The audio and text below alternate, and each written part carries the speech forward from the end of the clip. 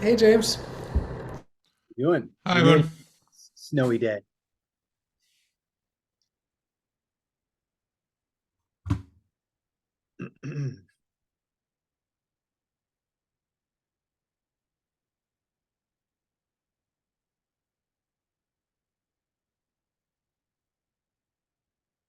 All right, so let's get started. So we're doing a little bit of a different format this time where, I mean, you're still welcome to ask questions on the spot, but what I'd like to do is get a couple charts in every week, take a look at those in advance. So we'll probably do two per class.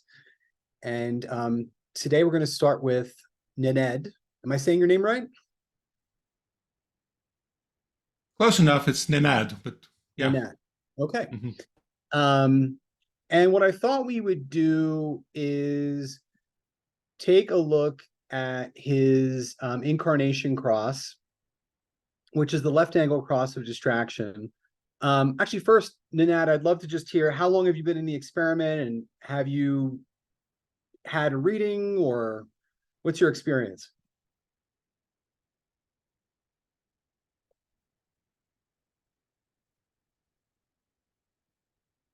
Oh, you're on mute. Now, I'm not quite sure how long I've been in experiment. I entered it it's been about 3.5 years ago since I first heard about human design, but I'm not quite sure if I entered the experiment immediately or even if I entered it at all, but kind of been experimenting with stuff for a while. I've done Fair. at least one reading actually with Jonah, so I have done that. And yeah, that's about my experience. Been reading and listening to stuff a lot. Okay, great. Well, you are on this left angle cross of distraction, right? I don't know how much you know about this cross, but it's interesting.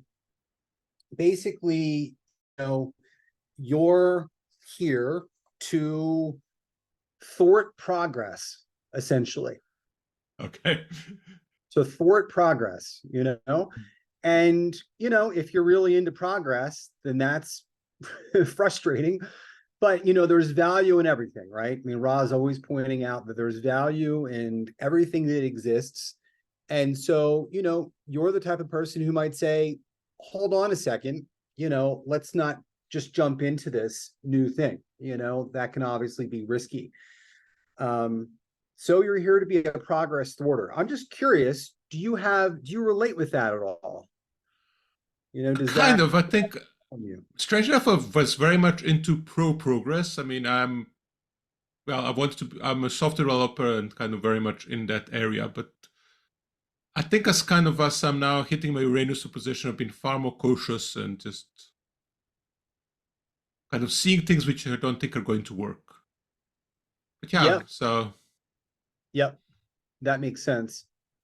Um, and one of the types of progress that you're really going to be interested in is ideological progress, mhm, right? But as we're going to talk about in a moment, you've evaluated so many different ideas, and you could really become jaded and apathetic about the viability of any of them, right?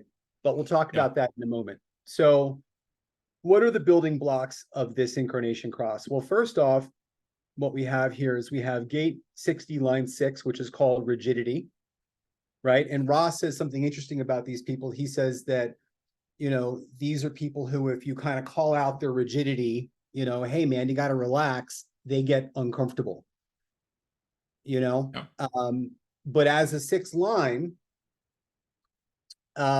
there's always six lines are always kind of reluctant to get involved, right? They're perfectionistic.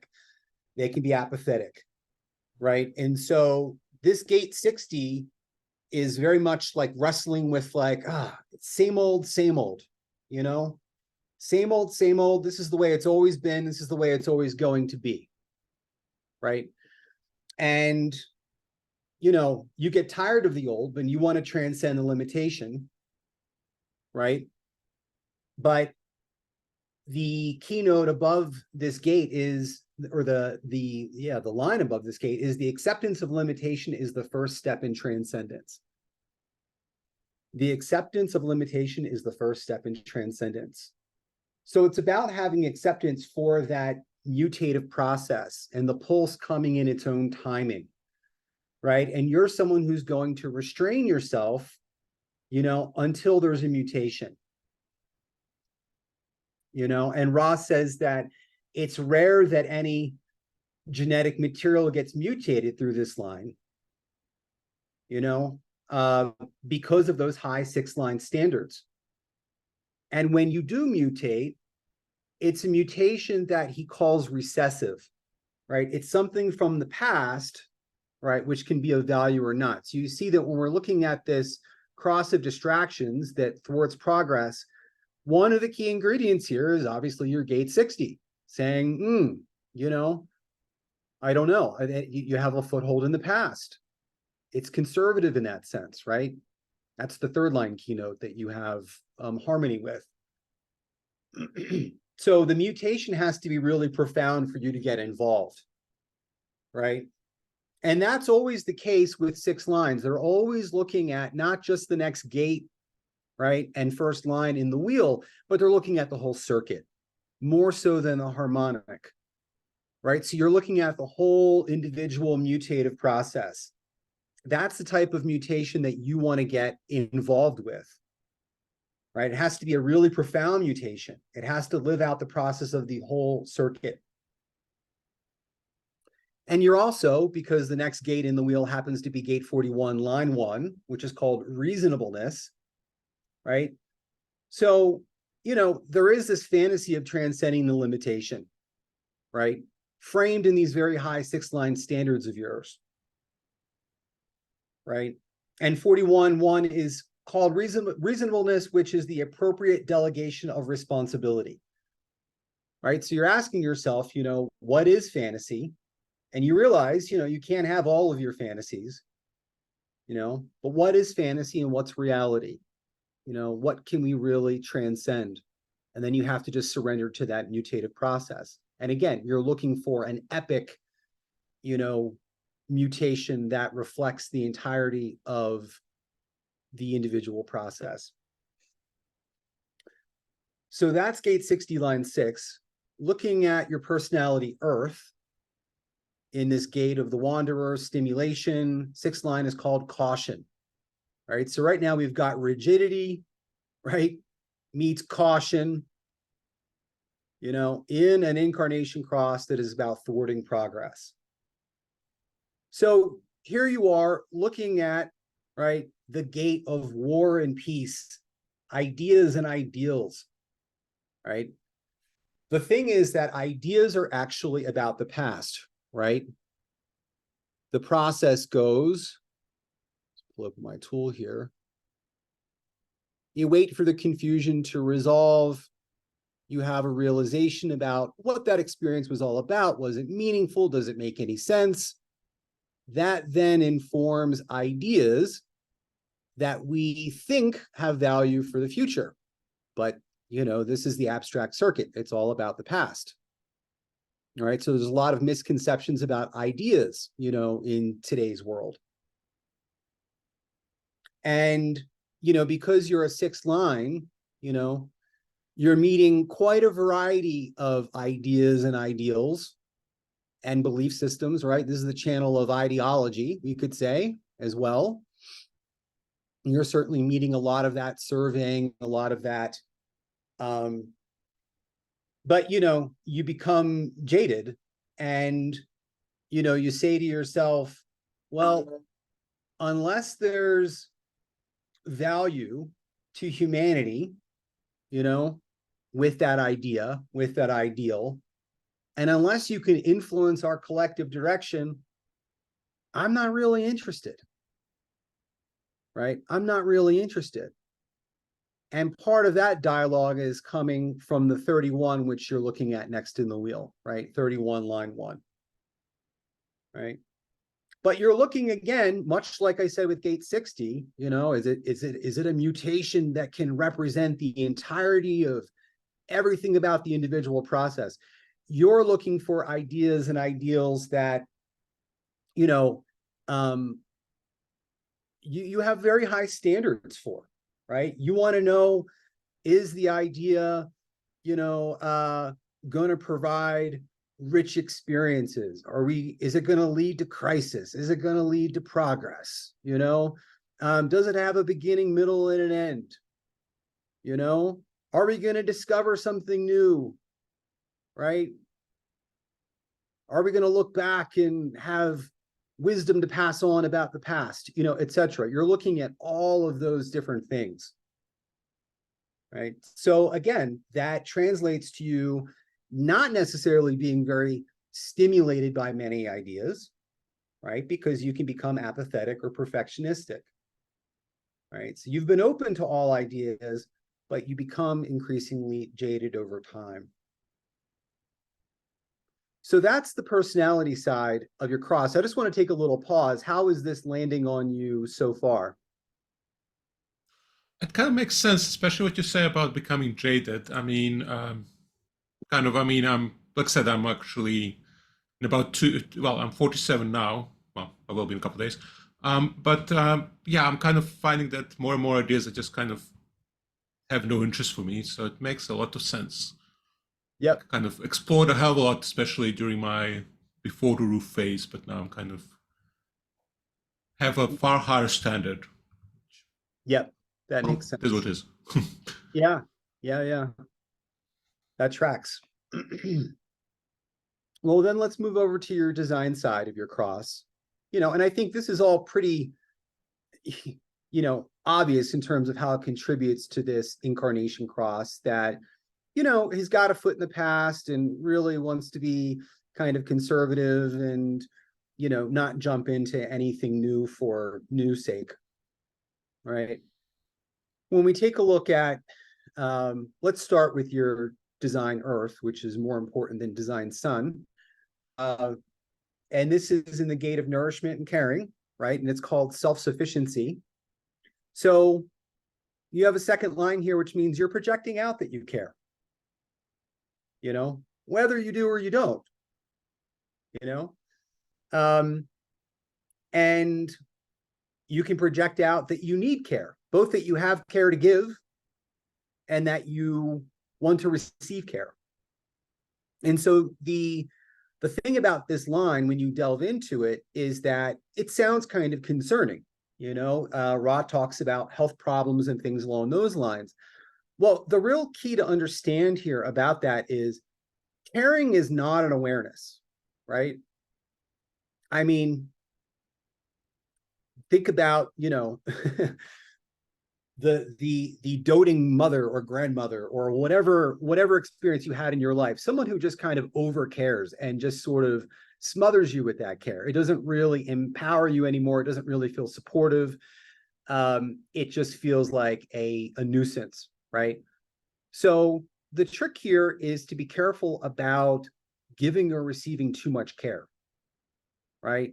Acting like you've got care to give that you don't, and then you deplete yourself, or, you know, thinking you need care from others that you really don't and being a depleter of them. You know, the second line doesn't know its limits. I always say the second lines know their cards by playing their cards, right? You're transparent. Other people see into you, right? And you learn about who you are in that social interaction, right? You learn from the call, right? And this is why second line's hermit, because it's a very vulnerable life. They're transparent. They like to get out of the fray from time to time. Sorry, my headphones just died. So can you just repeat what you said like a couple sentences ago? I don't know. So what I was Okay. saying is that the second lines, I'm not sure where you left off, but I was saying that they know their cards by playing their cards, Okay. right? It's a Yeah. transparent life. It's vulnerable in that sense. You discover yourself socially. This is really the root of the hermiting, right? Because you are getting seen a lot. You have some recognition of that by the time you're a teenager, and you know, you want to sort of like take a step out of the fray and hide a bit, right? But that's the key to the health dilemma that Ross speaks to here. Is it's just you don't know your limits, right? You don't know your limits, and you want to be attuned to the social interactions for like, okay, am I overdoing the caring here, or am I being a little bit needy? You know, am I finding the balance in all of that? Okay, 28 line 2. Oh, this is a fun one. This is the gate of the game player, preponderance of the great, and this is shaking hands with the devil, right? Shaking hands with the devil. Certainly sounds ominous, right? So this gate line is just interested in winning, right? You know, there's the fear of is life, you know, meaningless? You know, life has to be about more than just survival. You know, the rest of this kind of splenic stuff. It's got to be about more than that. You know, we need to take risks and gambles, and we need to find purpose and meaning in life, right? And you know, you could be either a really good winner or a bad loser, you know, with that particular gate and line. But very winning oriented. And so much so that you can strike a deal with the devil, you know, to fulfill your goals. Right. And so that can look like different things. I mean, one of my teachers said that, you know, she had 28 line 2. She said that Ra was her devil. You know, someone who's just a very controversial, unsavory character that most of her friends wouldn't really, you know, want to associate with. You know, so that could be your devil. It could be someone of detriment, you know, to you. Remember, second lines do need to be discerning. You know, you've got the second line has its barriers up, right? And it needs to be discerning. It's all about taste, you know, to find those right allies to, yeah, help you find that meaning and purpose in life. So those are the components. You know, I think it comes together in an interesting way, you know, when you kind of look at this very, you know, I might say strange incarnation cross, you know, this person meant to thwart progress and the different, you know, elements that comprise that. So I'm going to take a look in the chat now.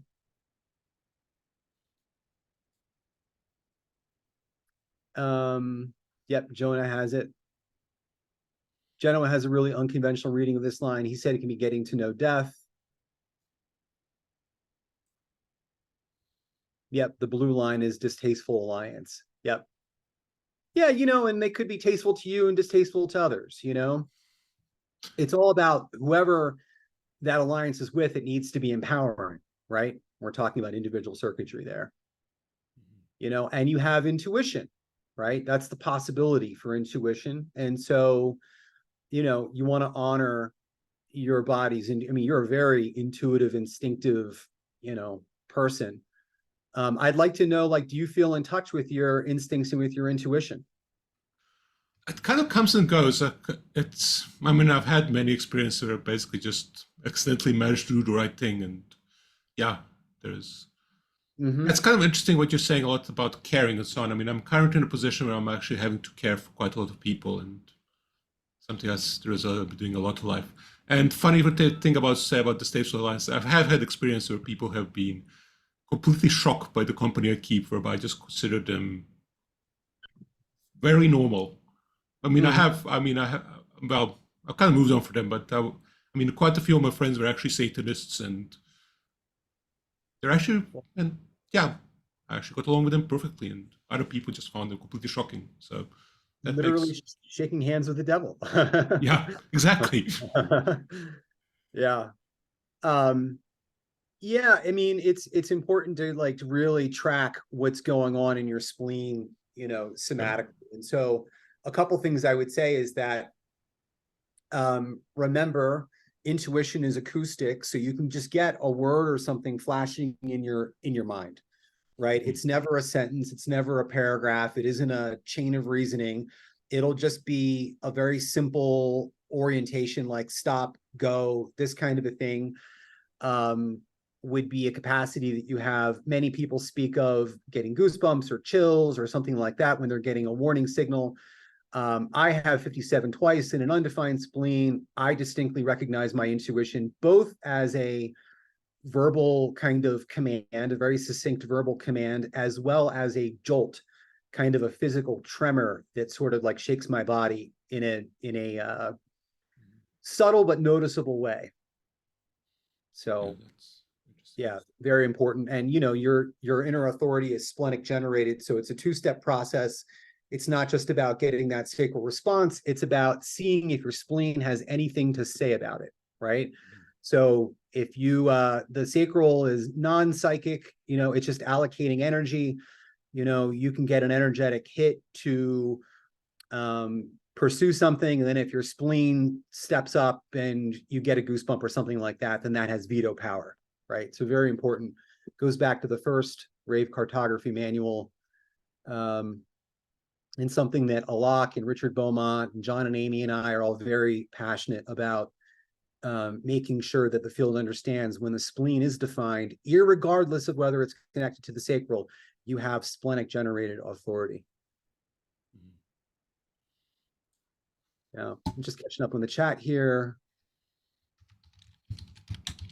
Yeah, I just have one small comment on that, which is just that you've helped me understand the splenic generated authority a little better as well, James, because I always understood it as your spleen might give you a hit, but if your sacral isn't on board, if it's just too preoccupied, it does too many open loops, too much stuff it's doing, it's like you can know something, but then it's like the opportunity passes.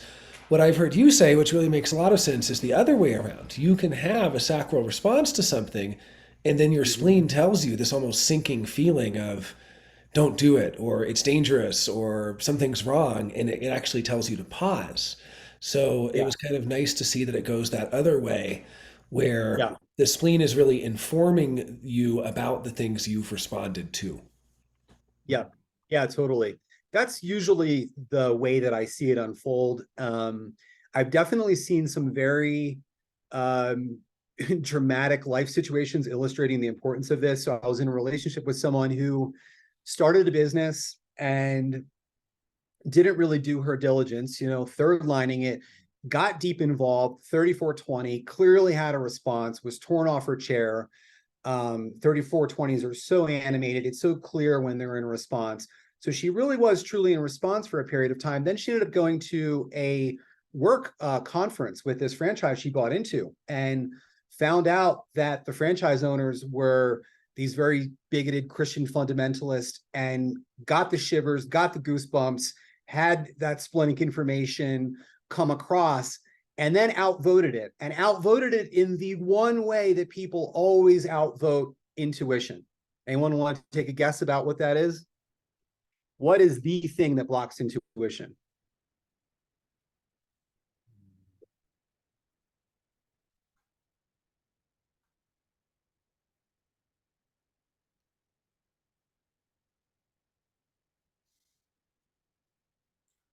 Someone said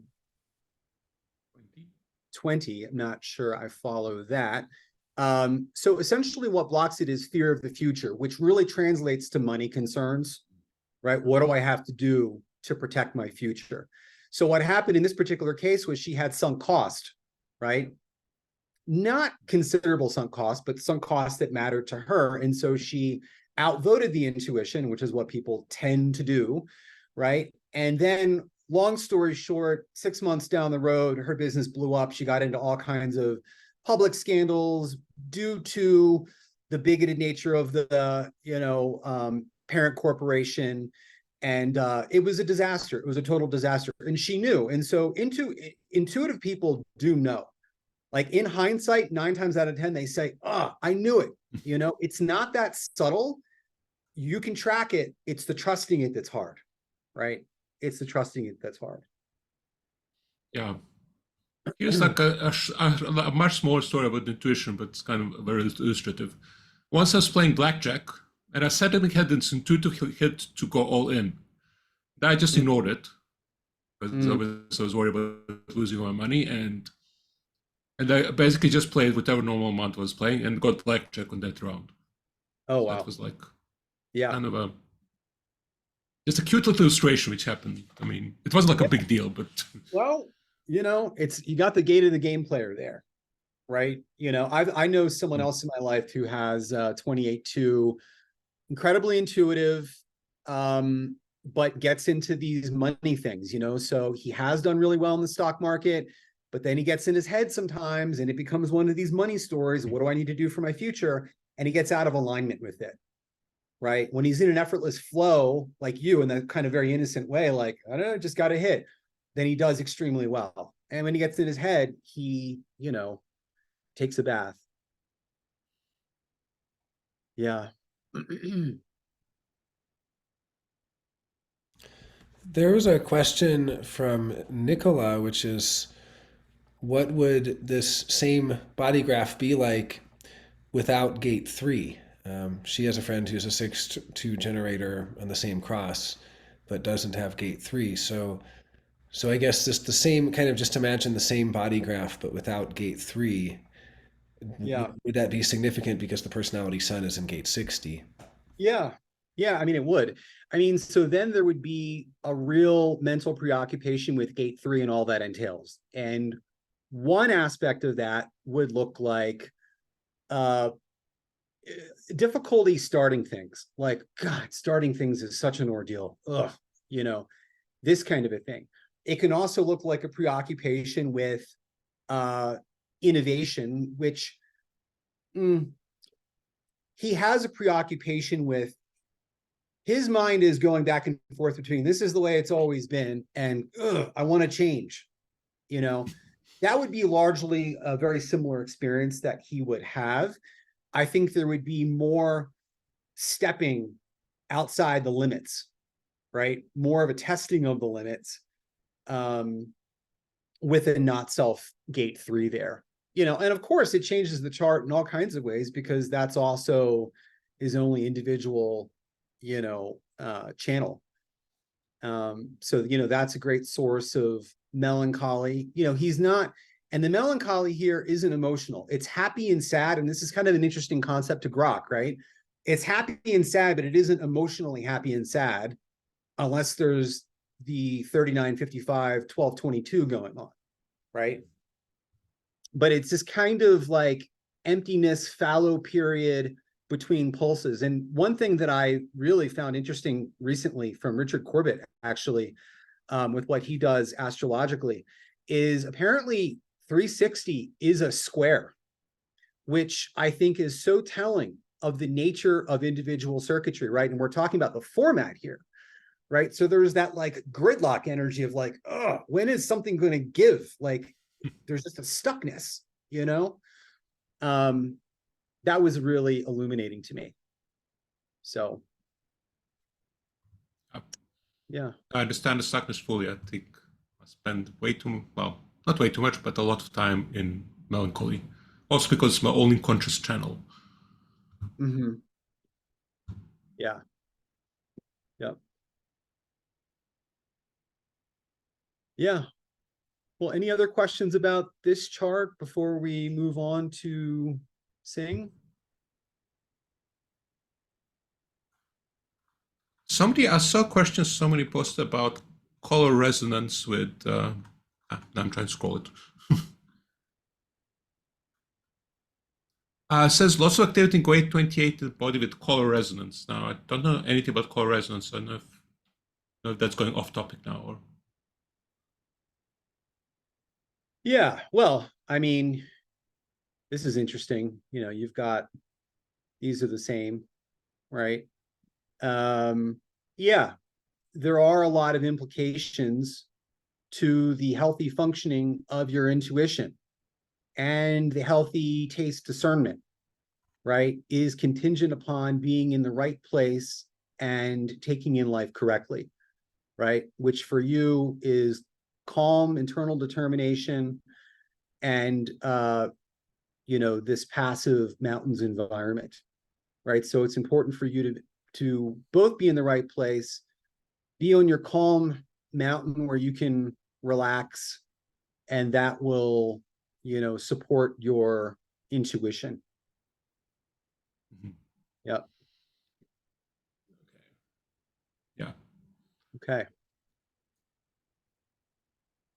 Okay. Well, thanks a lot. I don't know if somebody else has any questions.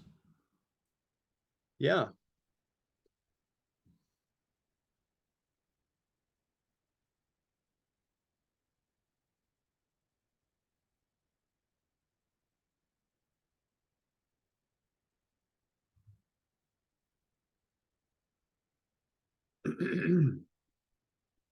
Okay.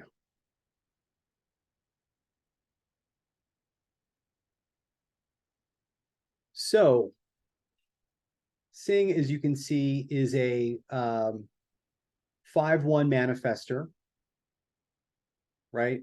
And one of the things that I talk about with fifth lines is, they can be overly reliant on their mind, right? Overly reliant on their mind. And there's a keynote for fifth lines. I think it's in the mammalian stuff called fantasy, right? So, fifth lines can be prone to delusion, not knowing who they are, which is a byproduct of their very unique relationship with the Maya, right? Because they get showered with expectations and all the cultural mores growing up, right?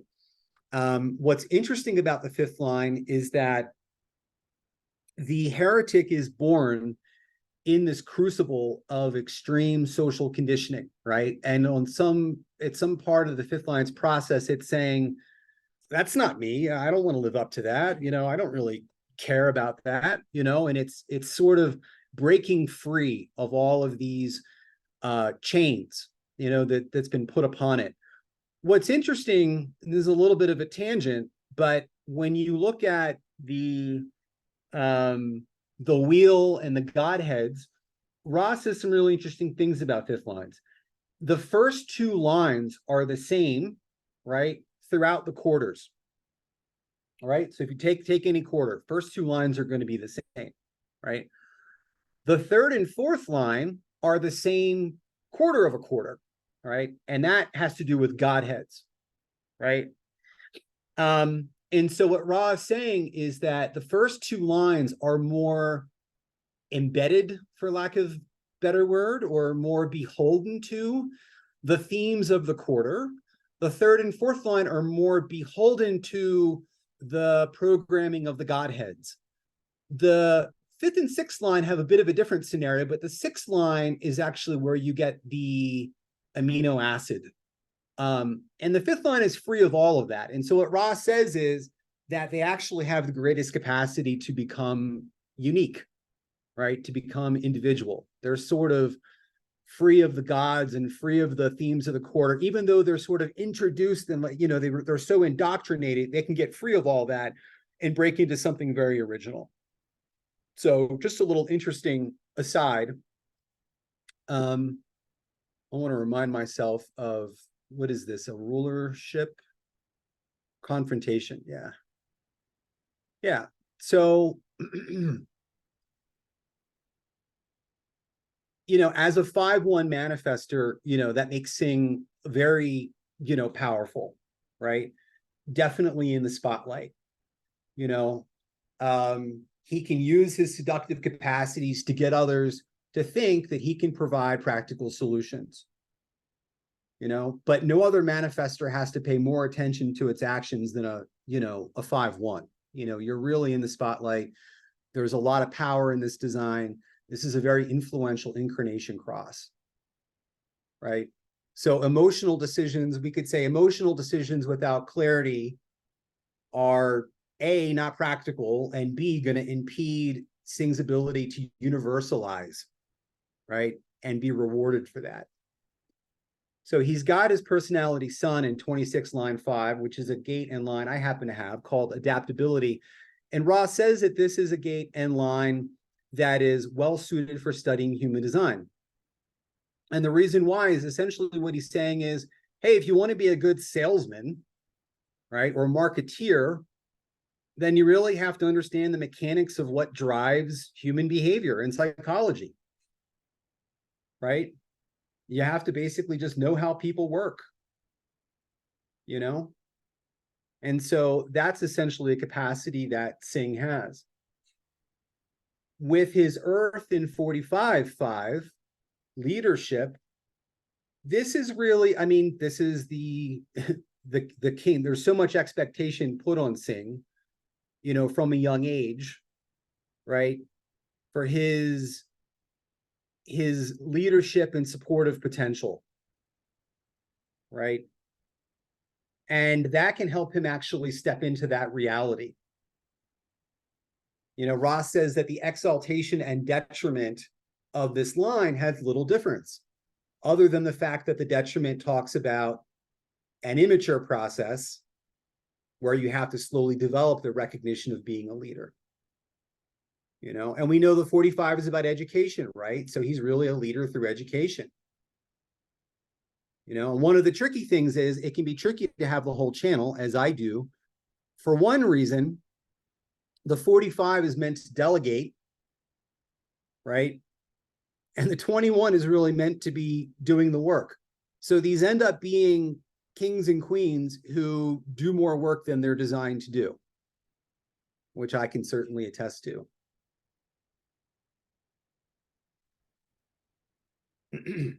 So on this cross of confrontation, it's really about making claims to rulership, you know, through confrontation. You know, Ross says it's like bucks banging their heads together. You know, or mythologically, it's like the child who's denied his birthright, right? And then he comes back to claim it, you know, even if he has to do so through violence. You know, it's like when society becomes decadent, right? Things aren't really working anymore. You know, the old power regime is just, you know, same old, same old. You know, this is very different than Nenad's chart, who's like saying, yeah, let's just keep things at status quo. And Singh is saying, no, we can do better. You know, I'm going to challenge that power structure. You know, and it can look like different things. You know, it could be usurping a government authority. It could be challenging, it could be buying up companies. You know, confrontation people will not accept a lesser role. You know, they're going to confront you with their power. So that's a quick summation of Singh's incarnation cross. And yeah, I want to just see what's going on in the chat here.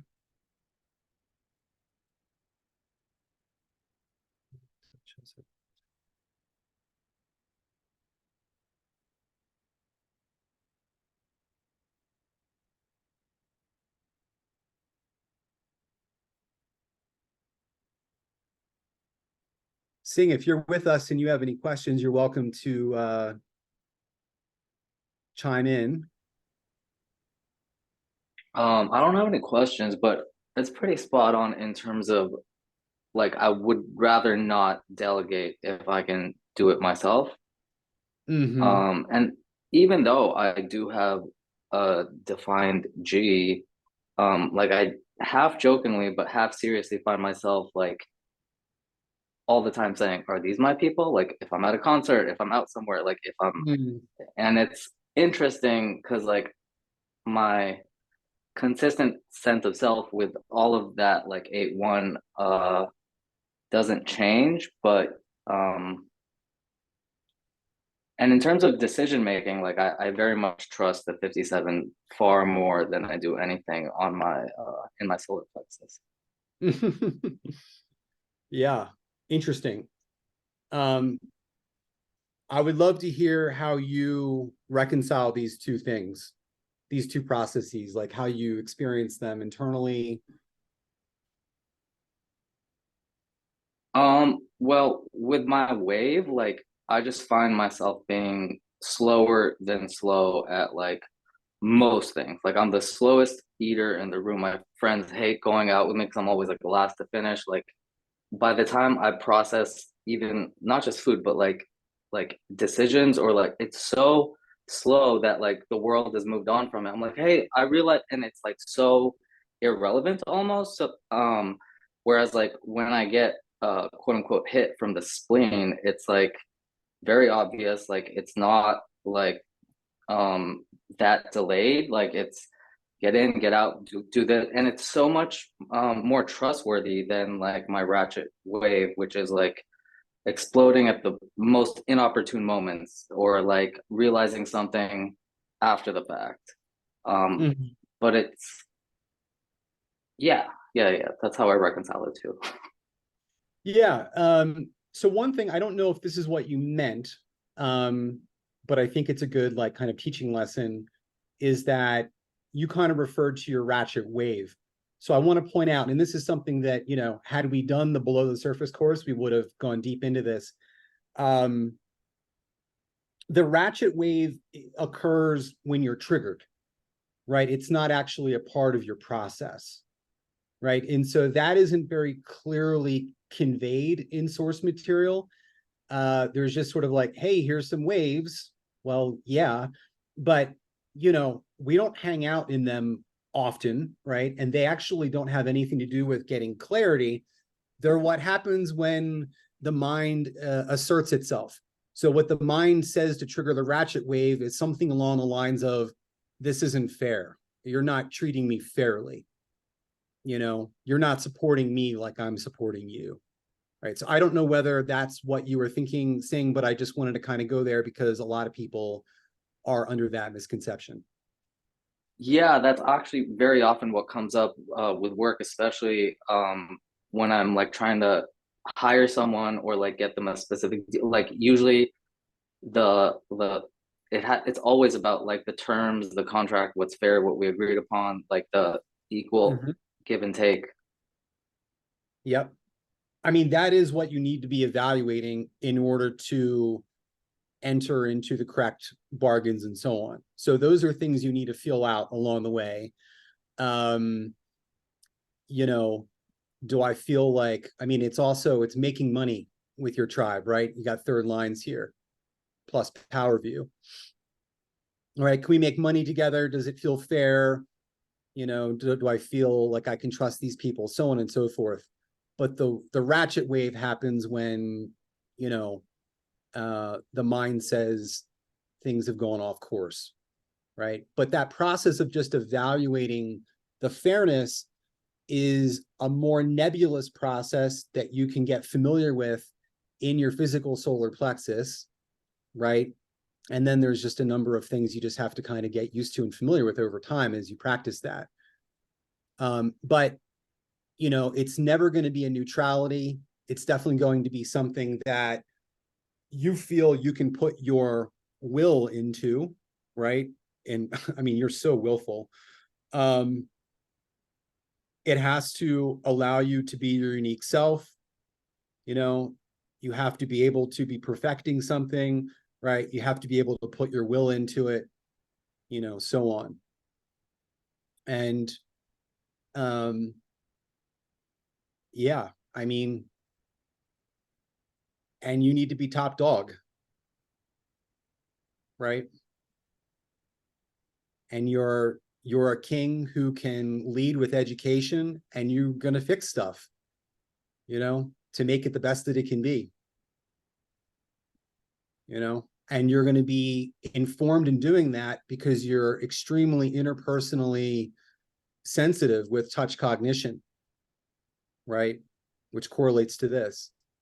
You know, you're someone who's very attuned to the interpersonal field, and like, are these my people? You know.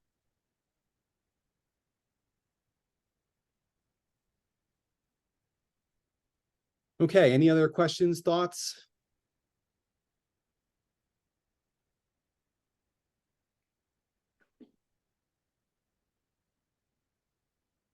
Feelings?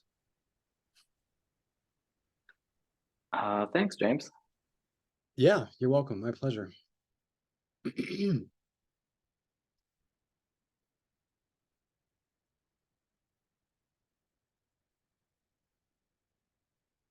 Yeah.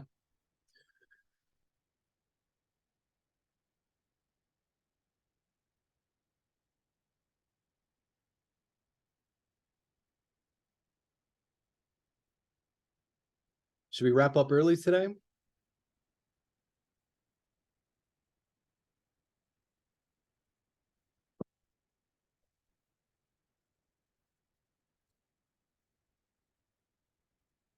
Yeah. Well, seems like a natural lull here. So I feel complete. Unless there's any final questions or thoughts, we can just wrap up. Hanifa says I'm down for more. I'm happy to jump into one more. I mean, we've got, 12 or 13 minutes.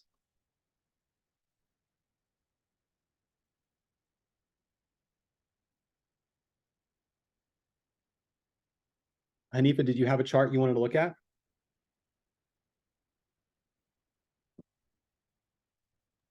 Yeah, I had one that I posted to the server, but I posted two on accident. The top one is not correct, but I can't get back on signpost for whatever reason. It's like blocking me out from every channel at the moment. Hmm. I'll take a look at that. I can take a look. You should be an admin, so I'll check what's going on there. Yeah, my phone naturally restarted and it still didn't fix the problem, but I don't know. The nodal shift has been very interesting today.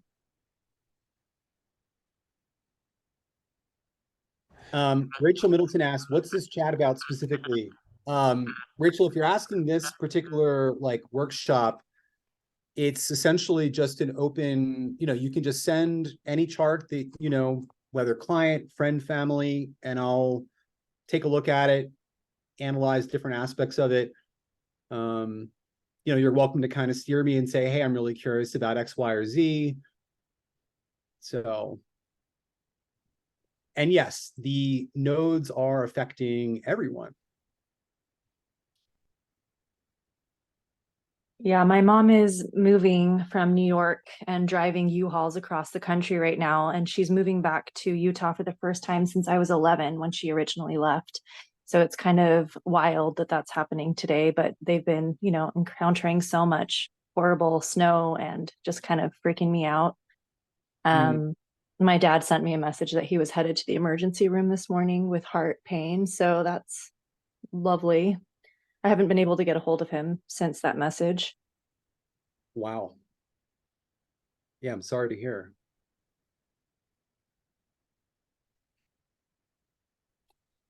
Yeah. Did anyone notice the nodal shift? I happened to be awake at 7:30 in the morning Mountain Time and lying in bed, didn't notice anything particularly, but We have a little nodal shift story from Rachel.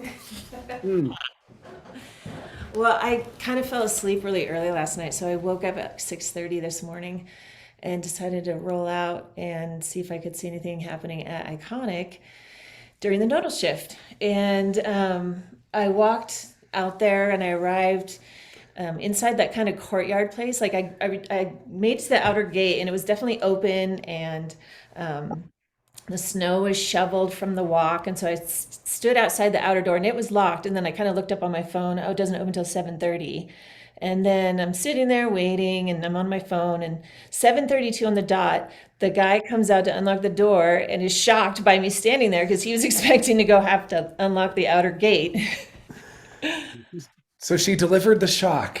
delivered the shock. To the minute. To the minute. The guy opens the doors, the nodes change, and gets it. 7:32. I love it. But also it is kind of, I guess the shock can be like we got a message from Krista who's driving back to Santa Fe, and they're stuck in a snowstorm. And then to what you were saying, I mean it's really shocking to get a message about your dad going to the hospital. Hanifa, that's really shocking. I hope that he just hasn't been able to get cell phone reception or something, as you were saying, Rachel, that hospitals don't always have good cell reception. But it's just shocking to get that message anyway. And of course, he was probably shocked to feel that, right? And Yeah. Yeah. For Yeah, sure. Sorry, go ahead, Hanifa. Oh, and I was told yesterday that the guy I'm dating had like a stomach bug, and I was like, oh God, and started to feel off last night, but managed to kill it. But I was like, my God, it's just like one thing after another that could have been. Yeah, and like it's a bit of a preview of the global cycle shift because that has these same keys, the 51 and 57. So yeah. And if I remember, Jonah, weren't you saying that Neptune's going to leave the 36 in a few months? It would be during this nodal environment? yeah, it is. It's I can get the exact dates, but we finally have Neptune leaving 36, and we'll, I think it's in April, and we'll actually get to look back and go, wow, we'll actually get to see the world, what the world is, how the world has changed, because Neptune being this veiling force, we don't really see what it's doing while it's doing it. So it'll be a real time of taking stock for sure. I have a feeling when Neptune leaves the 36th, there's going to be a shocking revelation about the collective crisis that we're in. I mean, obviously, there's so many collective crises we can point to, but there's something that's veiled, right? That is literally what Hanifa just wrote in the chat, which I know you didn't see because you just said it. You guys are just on the same. You guys are on the same wave, on the same wave for sure. Yeah, that's cool. Yeah, by April. Oh, right, and then Pluto going into 41.1. Yeah, I'll post that graphic, Rachel. Thanks for having the dates there, and I'll post that graphic as well. It's kind of incredible. Yeah, very cool. Okay, well, thank you everyone, and yeah, just send charts in advance. And if you have specific questions, let me know. I think I can usually do about 2 per hour. And that leaves some padding for Q&A and stuff like that. So, yep. Thank you all. Bye, everyone. Thanks, James. James. Bye. I'll see you back at the house. Bye.